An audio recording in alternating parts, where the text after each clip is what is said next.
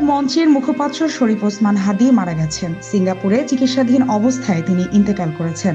ইন্না লিল্লাহি ওয়া ইন্না ইলাইহি রাজিউন।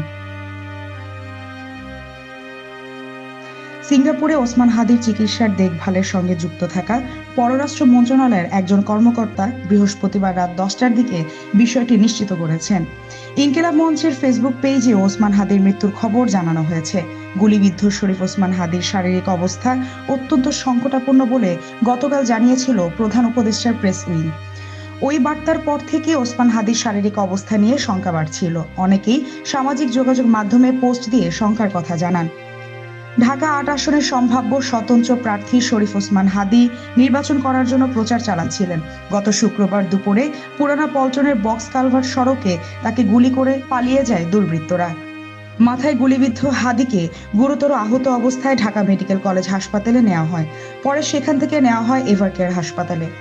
গত সোমবার দুপুরে উন্নত চিকিৎসার জন্য ওসমান হাদীকে এয়ার অ্যাম্বুলেন্সে করে সিঙ্গাপুরে নেওয়া হয়।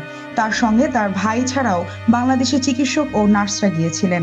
ওসমান হাদীর ওপর গুলিবর্ষণকারী হিসেবে ফয়সাল করিম মাসুদ নামে একজনকে চিহ্নিত করেছে আইনশৃঙ্খলা রক্ষাকারী বাহিনী। তার সহযোগী আলমগীর শেখ মোটরসাইকেলের চালক ছিলেন বলে তথ্য পেয়েছে পুলিশ ও র্যাব।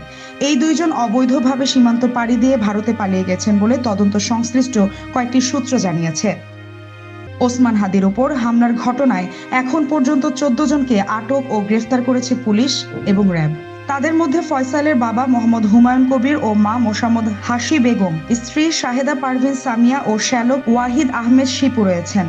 ফয়সালের বাবা মা ছাড়া বাকিরা হলেন মোহাম্মদ নুরুজ্জামান নোমানী ওরফে উজ্জ্বল, মোহাম্মদ কবির, আব্দুল হান্নান, মোহাম্মদ হিরণ, মোহাম্মদ রাজ্জাক, ফয়সালের বান্ধবী মারিয়া আক্তার এবং হালুয়াঘাট সীমান্তে মানব পাচারকারী হিসেবে পরিচিত সিমিরন দিও ও সঞ্জয় চিসিম।